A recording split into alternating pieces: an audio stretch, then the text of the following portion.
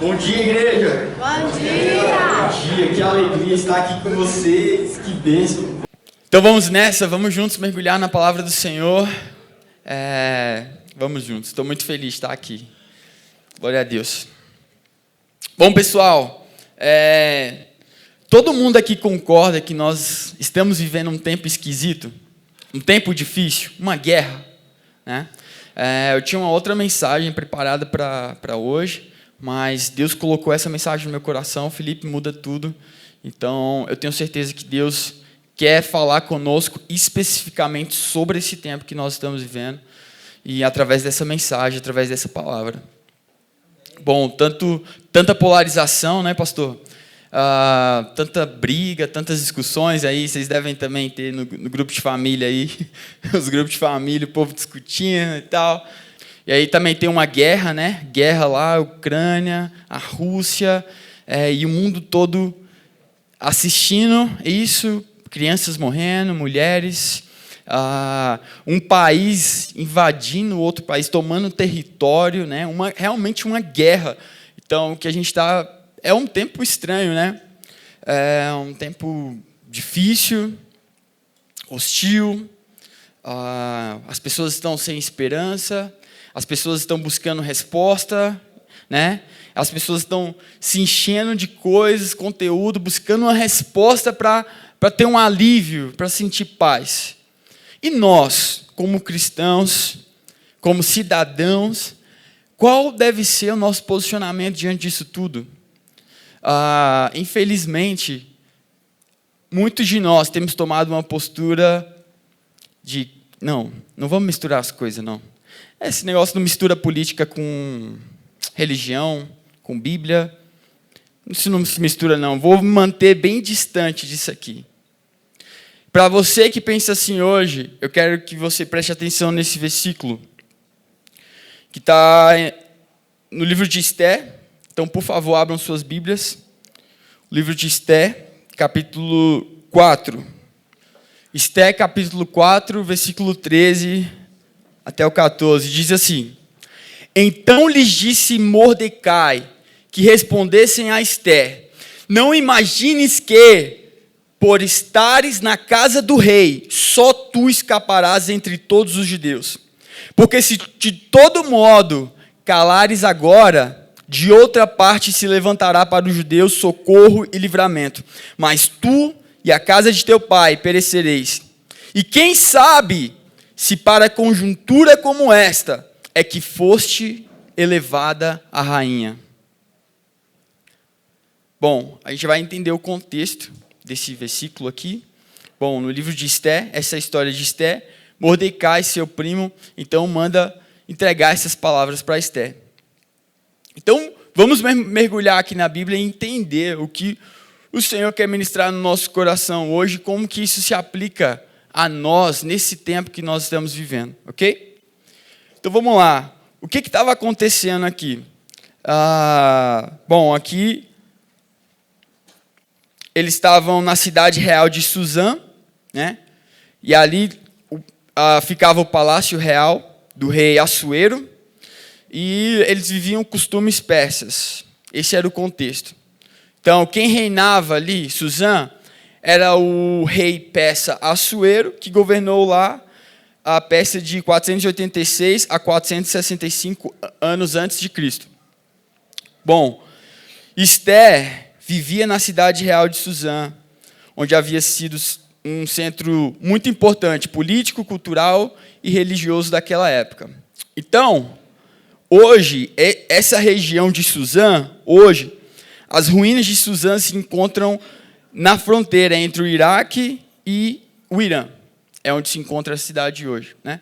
E Suzã, então, era estava no Império Persa, né? Os judeus que viviam ali, o povo de Deus, exilados na Babilônia, e logo em seguida, a Babilônia é tomada pelo Império Persa. Então, eles viviam sob o domínio do Império Persa ali. E aí acontece que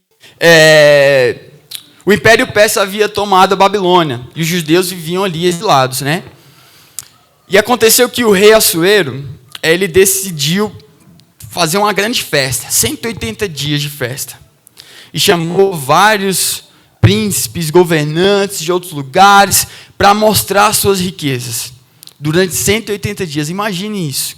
Tudo do bom e do melhor. Diz que eles tomavam vinho em taças de ouro, né? Então, ele queria mostrar a sua riqueza, né? E nisso, o rei Assuero mandou chamar a rainha. Não, chama a rainha Vasti, era a rainha. E aí, a rainha, ele queria mostrar toda a formosura. E aí, só que a rainha não foi. Ela não se apresentou diante do rei. Nisso, o rei se sentiu o quê? Humilhado na frente dos seus convidados, né? E aí ele foi consultar os seus conselheiros. E aí, o que eu faço? Os conselheiros, olha, você tem que ser muito duro com essa situação. Imagine como é que vai ficar o rei sendo desprezado, sendo humilhado na frente, né, dos seus convidados por uma rainha que não atendeu à ordem do rei. O rei não pedia, né? O rei mandava, era uma ordem. É assim que era visto. Então, eles falaram, olha, faz o seguinte, tira a rainha Vasti e vamos procurar em todo o reinado a mulher mais formosa de todo o reinado para se tornar rainha. Então, vamos fazer um concurso, né? E vamos encontrar a mulher mais formosa para ser rainha. E aí, todo o reinado vai ver, vai servir de lição, para que as mulheres não desrespeitem os seus maridos. Isso vai servir de lição para o povo. E o rei vai ser homenageado, né? Então, o rei, não, então vamos fazer desse jeito. A rainha Vasti, e aí ele editou lá ordens para todo o seu reinado. Colocou representantes nas províncias, né, para reunir as mulheres mais formosas que haviam. E aí, dentre essas mulheres, encontraram Esté. A Bíblia fala que a Esté era muito formosa. Então, era uma jovem muito bonita. E aí, esse é o decreto, né, para procurarem as mulheres mais formosas de todo o reinado. E aí, Esté é uma das escolhidas e é trazida até ao palácio do rei. E aí, durante vários dias, todas essas mulheres que foram selecionadas, elas passavam por um tratamento de pele, né? Os negócios todos. A Bíblia explica sobre isso. E é interessante que os persas, o forte deles era as essências, né? O aroma, essas coisas. E era o que era usado no tratamento das mulheres. Então, essas mulheres passaram vários dias. Dizem que eles colocava essa essência num vapor, um fogo, né, no chão, subia um vapor com todas essas essências e embrulhava a mulher, e aquela essência deveria passar por ela ali por várias horas. Era um tratamento de beleza ali. E todas essas mulheres que foram selecionadas passaram por isso até estar diante do rei. E aí nisso vai Esté, uma judia, né? Mordecai, que era primo de Esté, mas Esté era órfão, perdeu o pai e a mãe, Mordecai a tem como filha. Então, Mordecai cria Esté, né? É o pai adotivo de Esté. Ele conhecia ali os trâmites do palácio, conhecia como acontecia as coisas ali, porque a palavra de Deus fala que ele ficava ali na porta, né, do palácio. Então, ele fala para Esté, Esté, não fala qual é o seu povo, não fala que você é judia, não fala nada. Vai, mas não fala nada sobre o seu povo. E aí, ok. Então, Esté vai e ela se apresenta diante do rei. E aí a palavra de Deus vai falar. No Esté, capítulo 2, versículo 17, fala assim: o rei amou a Esté mais do que a todas as mulheres. E ela alcançou perante ele favor e benevolência, mais do que todas as virgens. O rei pôs-lhe na cabeça a coroa real e a fez rainha em lugar de Vasti. Então, este é o contexto desse versículo que nós lemos. Então, Esté agora é rainha. Nós temos uma judia no reinado, né? E aí, então, o rei Assuero tinha um oficial chamado Amã. Mordecai trabalhava ali na frente do palácio, e Amã, ele era oficial do rei, ele queria receber honra, ele queria receber toda a glória. Então ele queria que quando ele passasse ali, todos se prostrassem diante dele, diante do oficial, Amã. Só que o que acontecia? Mordecai, um judeu, ele não se prostrava diante do oficial Amã. E ali, os servos ali perceberam isso e falaram, olha, Amã, todo mundo se prostra, menos Mordecai. E aí, isso deixou Amã irado.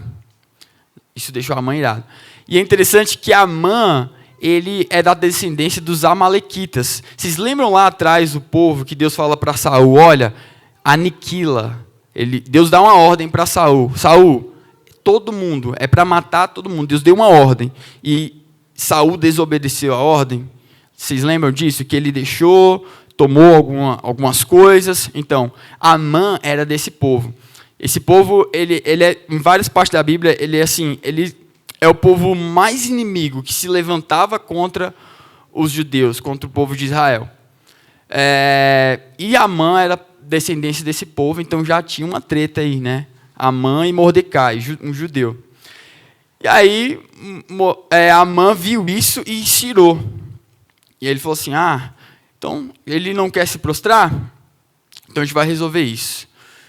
Vamos exterminar todos os judeus. Eu não quero só a vida de Mordecai, mas de todos os judeus. Então, ele, muito próximo do rei, muito amigo do rei, o oficial, o homem de maior confiança do rei, né? Ele vai e fala para o rei, olha, rei, vamos fazer o seguinte, vamos exterminar os judeus, tal. Olha, a gente vai conseguir muito dinheiro com isso, muita prata com isso. A Bíblia descreve o valor, e o valor seria mais ou menos 2/3 do que o reino tinha. Então, 2/3 a mais do que o reino Assuero tinha. Então, ele prometeu, olha, isso muito provavelmente veria saqueando o povo judeu, né, que vivia ali na Babilônia. Então, saqueando seus bens. Então, olha, a gente vai conseguir muito dinheiro e vamos exterminar esse povo. Aí, o rei Assuero, ok, está aqui, faz o anel, né? O anel significava a autoridade, a assinatura do rei. Então, com o anel, aquilo estava decretado, era lei, era ordem.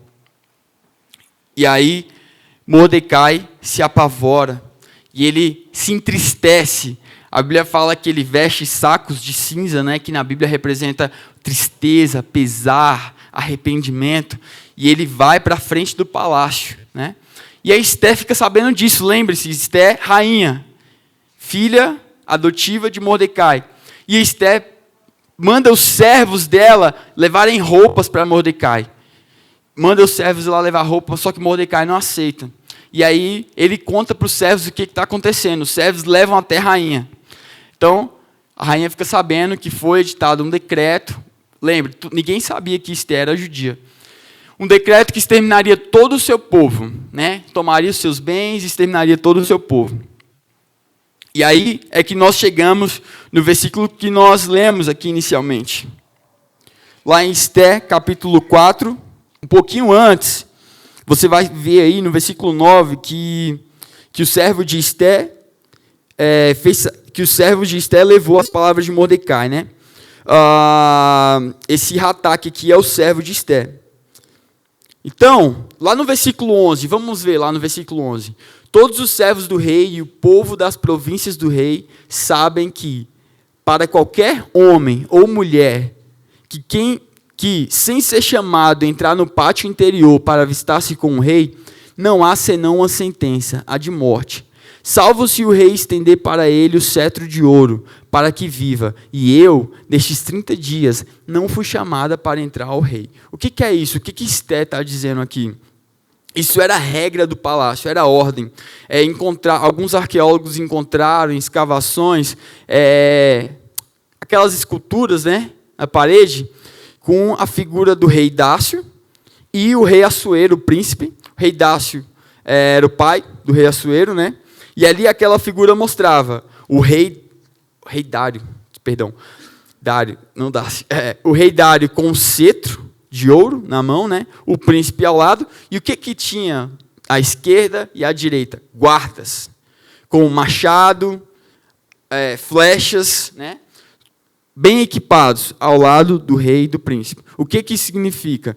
Se qualquer pessoa se achegasse à presença do rei sem ser chamado, ele poderia ser morto. Os guardas estavam prontos, era a ordem, os militares estavam ali só para cumprir a ordem, né? Imagina, pronto para matar, porque poderia ser uma tentativa de assassinato contra o rei. Então, do lado e do outro, o rei tinha ali homens equipados, armados, para matar qualquer pessoa que se achegasse sem a permissão do rei. E aí, se o rei estendesse o cetro de ouro, ok, ele estava dando permissão para aquela pessoa. Caso contrário, aquela pessoa deveria ser morta imediatamente. E é isso que Esther está falando. Mordecai, como que eu vou chegar ao rei? Já tem 30 dias que o rei não me chamou na presença dele. Eu vou ser morta, porque o rei não me chamou. E todo mundo sabe que quem se achega à presença do rei sem ser chamado, pode ser morto. E aí, nós lemos que Mordecai fala, vamos ler de novo? Esther, capítulo 4, versículo 13. Então lhes disse Mordecai, que respondessem a Esther, não imagines que, por estares na casa do rei, só tu escaparás entre todos os judeus.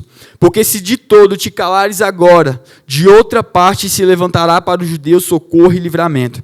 Mas tu e a casa de teu pai perecereis. A quem sabe, se para conjuntura como esta, é que fostes elevada rainha. Bom, pessoal, então, será que isso se aplica ao que nós estamos vivendo hoje? A ordem já foi dada.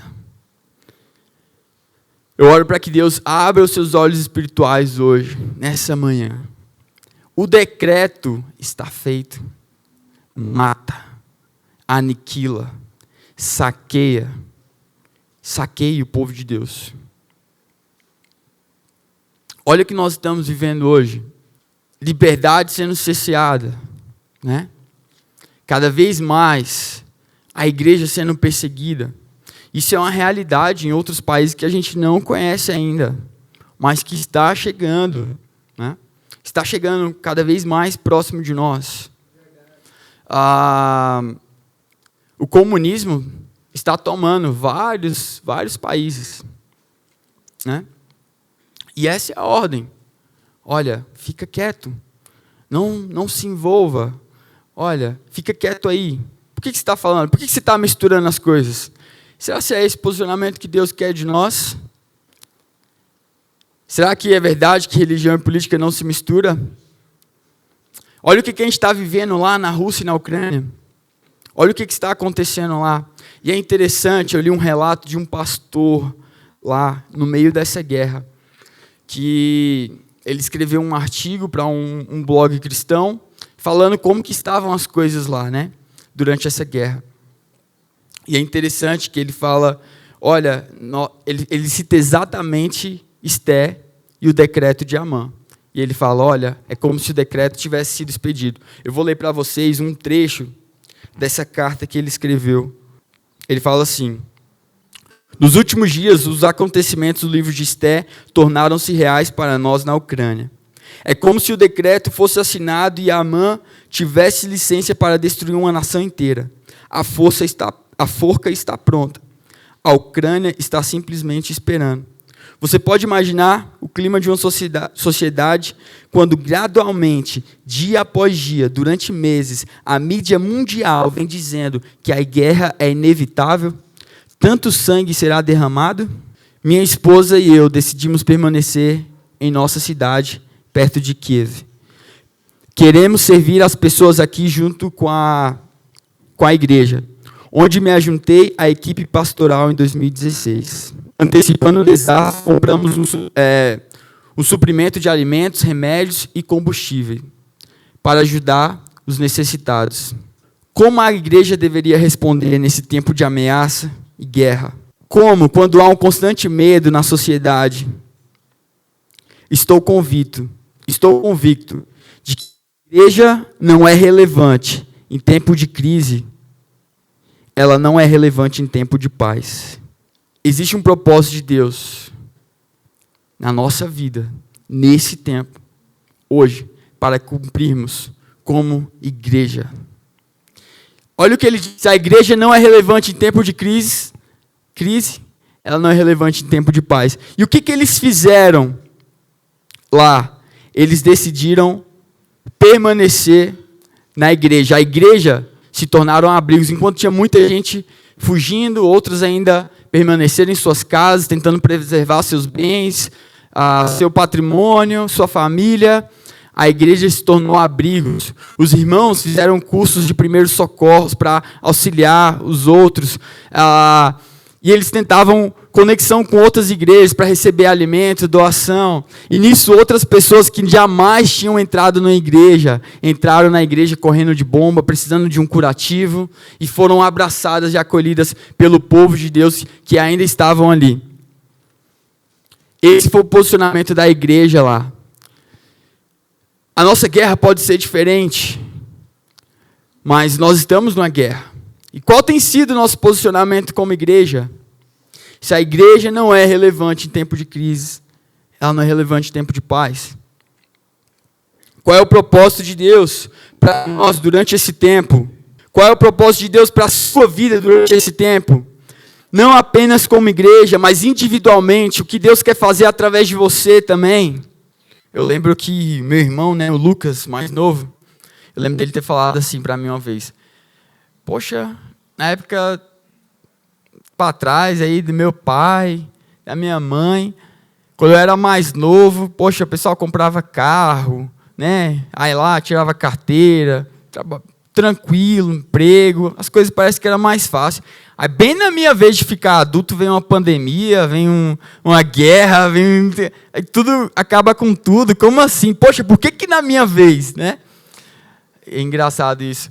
Mas é interessante para fazer a gente pensar, por que na sua vez? Por que você está aqui hoje? Será se não foi para um tempo como esse, uma conjuntura como essa, que Deus te fez rainha, Esther? Deus te fez um médico, que Deus te fez um vendedor, que Deus te fez uma professora, que Deus te fez um carpinteiro, que Deus te fez um guitarrista? Será se não foi para um tempo como esse, uma conjuntura como essa? Qual é o nosso propósito? E como entender o nosso propósito nesse tempo? Olha só, Esther poderia não se envolver. Ela era rainha. Ela poderia ter deixado o povo para lá. Não, vou ficar quieto. 007. Não vou falar que eu sou do povo de Deus. Você pode não se envolver também. Você pode ser um 007 também. Mas você vai perder o privilégio de viver o seu propósito. É impossível viver o seu propósito escondido. Esther foi ousada e corajosa. Porque depois disso, o que acontece na história? Vamos ler a resposta de Esther, depois dessa intimação aqui de Mordecai. Olha só, no versículo 15. Então, Esther, capítulo 4, versículo 15. Fala assim: então disse Esther que respondesse a Mordecai: vai, ajunta todos os judeus que se acharem em Suzã, e jejuai por mim, e não comais, nem bebais por 3 dias, nem de noite, nem de dia. Eu e as minhas servas também jejuaremos. Depois irei ter com o rei, ainda que é contra a lei. Se perecer, pereci. Então se foi Mordecai, e tudo fez, segundo Esther lhe havia ordenado. Olha a ousadia dessa mulher. Por fim ela fala: se perecer, eu pereci. Eu vou arriscar minha vida. Eu vou entregar minha vida. Eu acredito que tem um propósito. Eu não estou aqui só porque eu sou bonitona. Porque eu fui escolhida a mais bela de todo o reino. Eu creio que o Deus de Israel está vivo. Eu creio que o Deus de Israel pode salvar o meu povo através da minha vida. E se for preciso entregar a minha vida, gastar a minha vida, morrer, eu vou morrer. Como tem sido o nosso posicionamento? É fácil viver o propósito? É tranquilo? É leve? Se tiver problema é porque não é de Deus. Não é fácil viver seu propósito. Não é fácil. Eu escutando aqui a pastora Roseli cantando. Porque ele vive, eu posso crer na manhã, sabendo o testemunho que ela carrega. os problemas de saúde que ela enfrentou e que ela tem enfrentado, isso tem um poder para mim, um testemunho de Deus vivo. Ela está gastando a vida dela. Deus, eu quero gastar a minha vida também. É fácil? Você vai ter todas as respostas? Não. Mas eu creio. O meu Deus vive. Não importa a doença, a dificuldade, o problema, os desafios. Cristo vive. Você não vai viver o seu propósito vivendo de forma confortável. Não tem como. Não tem como. Vai te custar algo. Vai te custar muito. Você está pronto para entregar a sua vida? Se Deus não é Senhor de tudo, Ele não é Senhor de nada. Deus é Senhor de tudo na sua vida? Ele é Senhor dos seus bens? Ele é Senhor do seu tempo? Ele é dono da sua família, dos seus filhos? Deus é Senhor de tudo? Ou Ele é Senhor de tudo, ou Ele não é Senhor de nada. Nós queremos o Senhor, mas a gente fala assim, ó, essa parte aqui pode deixar comigo, porque eu decido bem. Meu futuro, pode deixar assim, ó, Senhor, isso não vai cair bem para a minha reputação, então deixa que eu cuido. Será que a gente está pronto? E o mundo vai te falar o contrário. O mundo vai te falar o contrário. Por quê? Por que você está gastando sua vida, tantos anos, igreja, Deus? Cara, isso não vai valer de nada. Isso não vai adiantar nada. Por que você faz o que você faz? Em 2020, eu e a Isabela, nós decidimos ir para os Estados Unidos. Recebemos muitas palavras de Deus, profetas de Deus que vieram, entregaram palavras para nós, e aquelas palavras iam se confirmando no nosso coração. E nós fomos para lá. Nós criamos que Deus tinha um propósito lá na nossa vida, e tudo foi bem diferente do que a gente estava. Nosso coração estava na expectativa. Chegou lá, uma pandemia estourou, e todo mundo não sabia o que fazer. E agora? E a saudade dos nossos, né? Nossa família, os nossos amigos apertava. Aí um avô ficava doente, a gente não sabia, tudo, as fronteiras fechadas. E a gente queria vir embora. Trabalho pesado, diferente de tudo que a gente já fez. Nos sentimos muitas vezes sozinhos. Mas Deus falava, ainda não é o tempo. Não é o tempo. Permanece aí. Não é o tempo. Senhor, mas eu não estou aguentando mais, Senhor. Não, ainda não é o tempo. Permanecemos mais um pouco. De novo, a dor, a saudade, apertava, mas o Senhor, ainda não é o tempo. A Isabela enfrentou muita dificuldade nas suas emoções para gerir tudo o que estava acontecendo. E a gente orava, e o Senhor, ainda não é o tempo. E eu vou ler aqui um relato, um caderno que eu mantenho minhas anotações, que eu anoto algumas orações. E eu quero ler para vocês um pedaço de uma oração que eu fiz para Deus durante esse tempo. Eu falei assim, Senhor Jesus, eu clamo por um socorro. Estou desesperado. Preciso de você, Pai. Já não consigo chorar. Toda a minha angústia se desaba em uma inquietude infeliz. Estou exausto, mas não consigo descansar. É como se o meu corpo estivesse lutando contra o sono, para que não tenha que acordar amanhã e enfrentar meu ofício sem significado, que seria temporário, mas parece durar para sempre. Durante o dia busco esquecer a razão, foco no trabalho e me deixo ser anestesiado para finalizá-lo sem dor. Quando chego em casa e encontro os olhos dela, esperando em mim a boa notícia, uma resposta, o fim deste sofrimento, preciso ser forte para dar-lhe consolo e esperança no momento em que mais preciso. Posso enfrentar o trabalho duro, a falta de tempo e propósito, a distância das pessoas que mais amo, porém nada é tão doloroso quanto ver a mulher da minha vida sentir-se sozinha, isolada, sem forças. Vê-la chorar me adoece. Senhor, me ajuda. Durante esse tempo lá, Deus falou ainda, mais um pouco, mais um pouco, mais um pouco. E coisas que a gente jamais imaginava acontecer, começaram a acontecer lá. Né? Então, depois disso, a história é um pouco longa, mas durante esse processo, Deus tratou muito o meu coração da Isabela, Deus nos ensinou tantas coisas. Permanece, permanece, permanece. Há um propósito, há um propósito. Eu ia trabalhar pesado, era difícil. E lá, eu comecei a evangelizar os trabalhadores cubanos que estavam ali, da Guatemala, e começava a falar de Jesus para eles. Comecei a fazer discipulado com eles. E eles entregavam a vida para Jesus, iam para a igreja com a gente.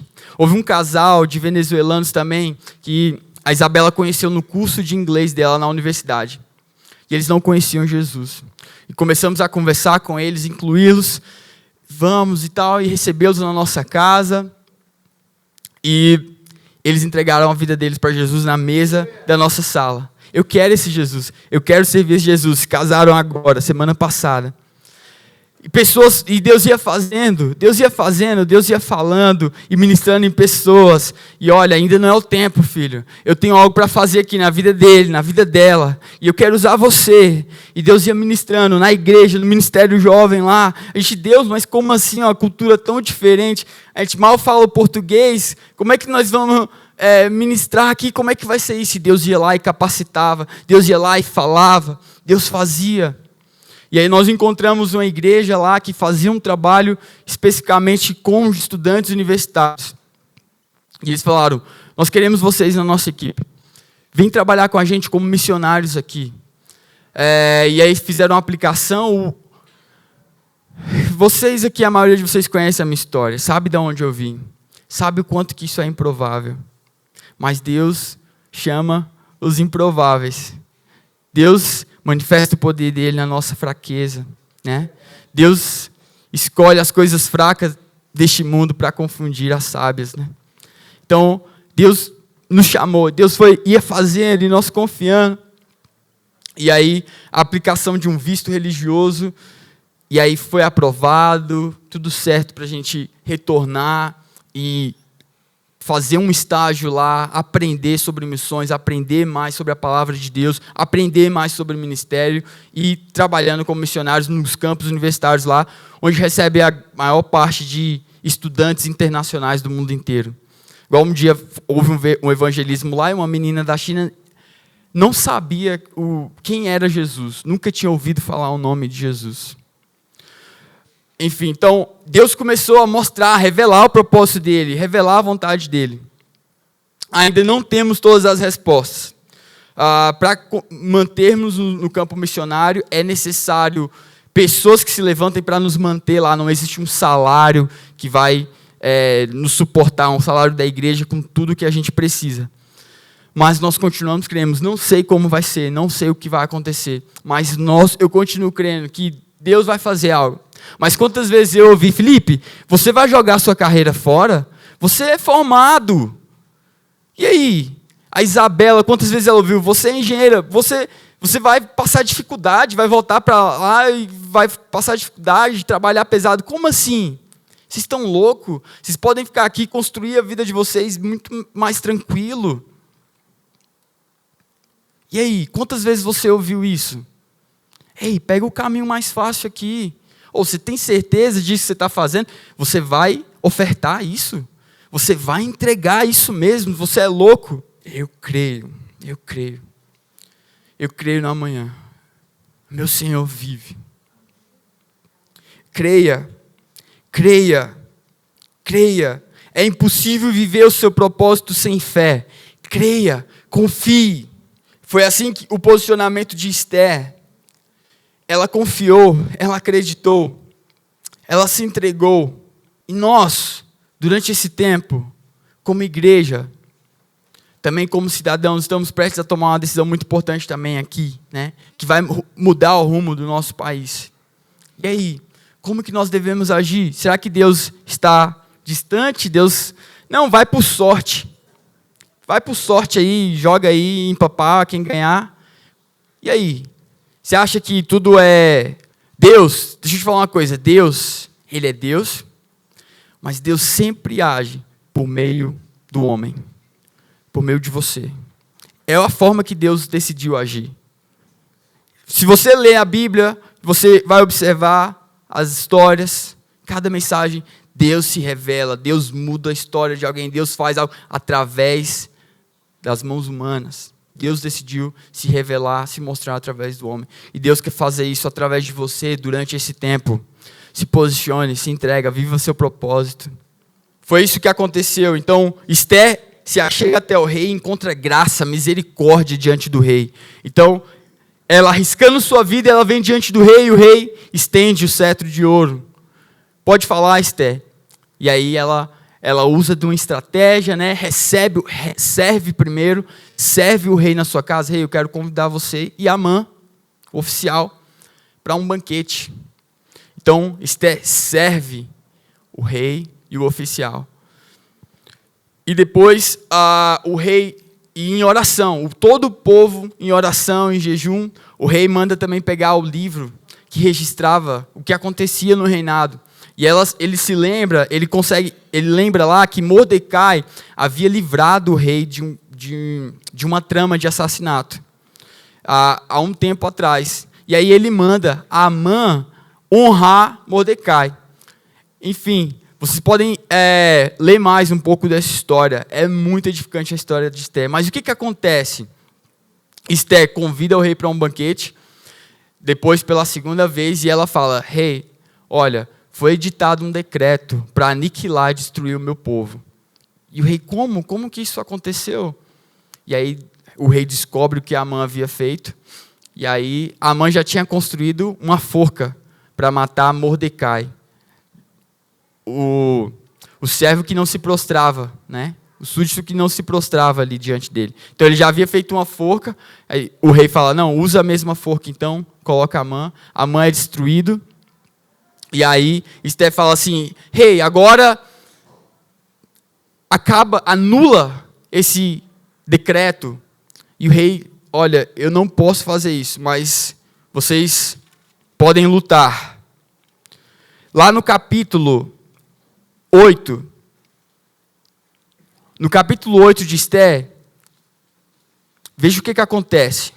No versículo 3, falou mais Esther perante o rei e se lançou aos pés, e com lágrimas lhe implorou que revogasse a maldade de Amã, o agagita, e a trama que havia empreendido contra os judeus.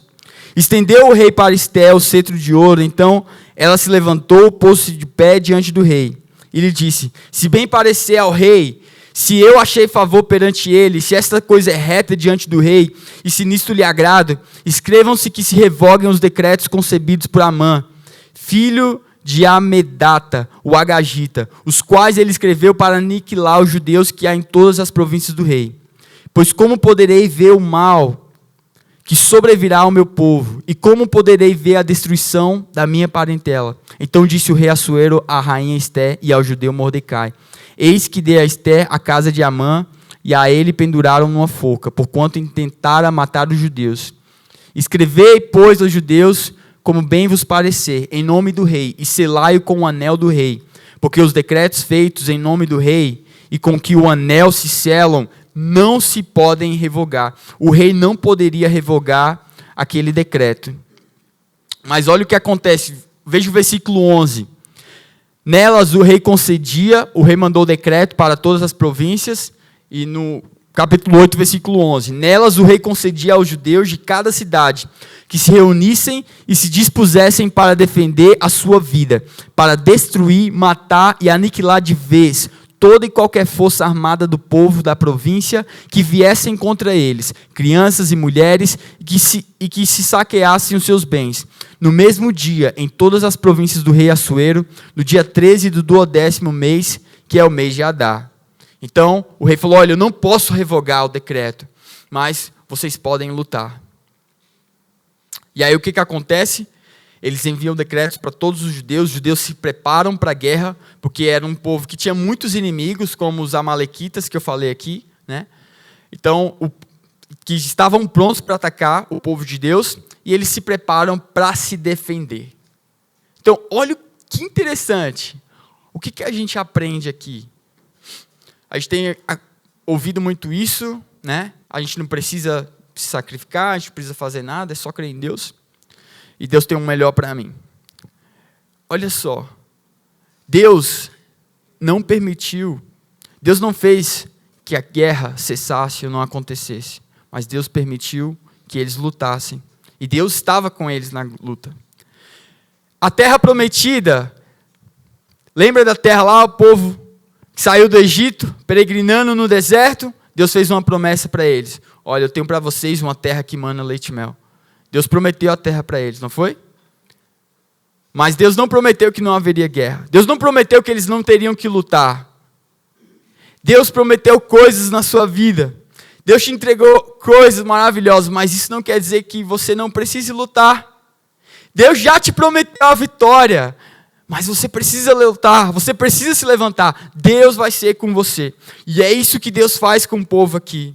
Deus, eu vou ser com vocês. Vocês podem lutar, vocês podem resistir. Nós precisamos lutar. A vitória é nossa, mas nós precisamos lutar. E o Senhor é conosco. Então, veja no versículo 16 do capítulo 8. Para os judeus houve felicidade, alegria, regozijo e honra. Também em toda a província e em toda a cidade, aonde chegava a palavra do rei e a sua ordem, havia entre os judeus alegria e regozijo, banquetes e festas, e muitos dos povos da terra se fizeram judeus, porque o temor dos judeus tinham caído sobre eles. Olha que lindo! Povos que não eram judeus se alegraram, se regozijavam com eles também, porque o temor dos judeus havia caído sobre eles. Eles estavam se regozijando, não era porque está tudo definido, porque eles iam poder lutar, resistir. Quando você estiver diante de um problema, quando você estiver diante de uma situação que você não vê solução, que você não vê saída, se alegre, confia no Senhor. Deus está te dando a oportunidade de resistir, de lutar. Ele é com você. O povo estava alegre, nós vamos lutar. Deus é conosco. E aí, por fim da história aqui, o povo vence seus inimigos, os judeus matam todos os seus inimigos. E é interessante como que, até hoje, nos dias de hoje, os judeus comemoram esse dia, eles chamam de festa de Purim. O que é o Purim? Significa sorte. Foi como Amã, o oficial, decidiu o dia que eles iriam matar os judeus. Então, que é sorte. E para eles comemoram esse dia como se fosse o dia do livramento. É o dia que o Senhor nos livrou. Foi o dia que o Senhor nos salvou. Eles comemoram esses dias até o dia de hoje. E eles comemoram com jejum, oração, fazendo a leitura do livro de Esté pela manhã, na sinagoga, em público. Todos devem ouvir todo o livro de Esté. E à noite também, no final do dia, fazem a leitura do livro de Esté novamente. Eles dão, nesse dia, eles fazem ofertas, ajudam pobres, eles se reúnem para refeições, para terem refeições com seus amigos, família, enviam presente para seus amigos e família. Esse virou um dia que marcou o povo judaico, eles comemoram até hoje, é o dia do livramento. Pur significa sorte. E aí? É assim que o destino dos judeus seria decidido, até uma mulher se entregar e viver o propósito dela. Como vai ser decidido sua vida? Por sorte? Você acha que Deus está jogando dado lá? Como é que vai ser decidido essas eleições? Como é que vai ser decidido o rumo do Brasil, do mundo, da sua vizinha lá, sua família? Será se não foi para uma conjuntura como essa que você está aqui?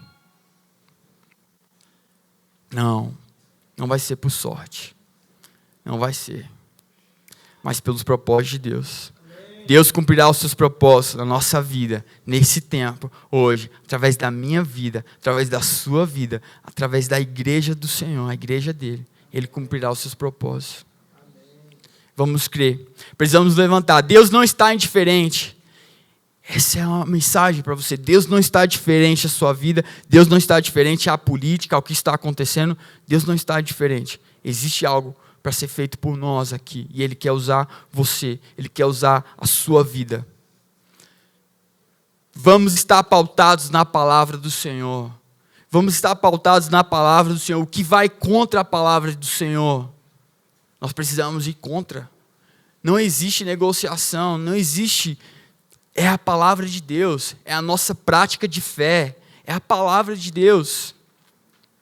A sua vida precisa ser pautada na palavra de Deus. O seu voto precisa ser pautado nos princípios, nos valores de Deus. E essa história de Esther, veja bem, o que aconteceu naquela cruz por mim e por você. O decreto havia sido dado, pastor. Todos pecaram e carecem da glória de Deus. Estávamos separados de Deus. O pecado fazia separação entre nós e Deus. O decreto havia sido dado. Qual é o salário do pecado? É a morte. Pecou? Então tem que morrer. O decreto, pronto, havia sido dado. Mas Cristo Jesus se achegou diante do Rei. Cristo Jesus entregou a sua vida para nos dar vida, para nos dar salvação. Esse é o dia do livramento. Esse é o dia do nosso livramento. O dia que Jesus se entregou em nosso lugar, morrendo pelos nossos pecados, nos dando vida, nos dando chance de recomeçar, de nos aproximarmos de volta ao Pai, de nos entregarmos para Deus e fazermos a diferença, cumprirmos o propósito, temos um sentido para viver. Abra sua Bíblia no capítulo de Isaías, versículo 61. Essa é a promessa de Deus para nós. Então, o que eu quero dizer para você hoje? Há esperança. Há esperança. Se você está aí desanimado, se você está aí triste, meu Deus, o que vai ser agora? Eu quero dizer isso para você hoje. Há esperança. Você carrega uma esperança. Olha a promessa de Deus aí. Vamos ser relevantes agora. Deus nos chamou agora, para um tempo como esse, fazendo a diferença, vivendo o seu propósito, entregando a sua vida integralmente para o Senhor, assim como Jesus fez por você. Olha só a promessa de Deus para nós. Isaías capítulo 61, e diz assim: o Espírito do Senhor está sobre mim, porque o Senhor me ungiu para pregar boas novas aos quebrantados. Enviou-me a curar os quebrantados de coração, a proclamar a libertação aos cativos e a pôr em liberdade os algemados, a apregoar o ano aceitável do Senhor, o dia da vingança do nosso Deus, a consolar todos os que choram e a pôr sobre os que em Sião estão de luto uma coroa em vez de cinzas, óleo de alegria em vez de pranto, vestes de louvor em vez de espírito angustiado, a fim de que se chamem carvalhos de justiça, plantados pelo Senhor para a sua glória. Edificarão os lugares antigamente assolados, restaurarão os de antes destruídos e renovarão as cidades arruinadas, destruídas de geração em geração. Aleluia, aleluia. Essa é a promessa do Senhor.